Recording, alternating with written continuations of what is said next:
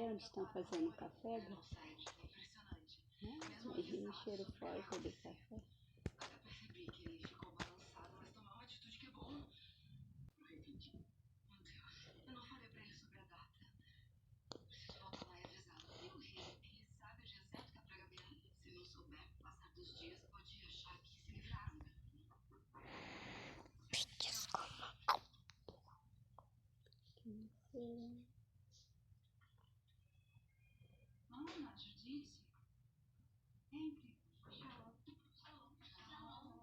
Shalom, pra que fala shalom? Shalom quer dizer coisas boas para pessoa.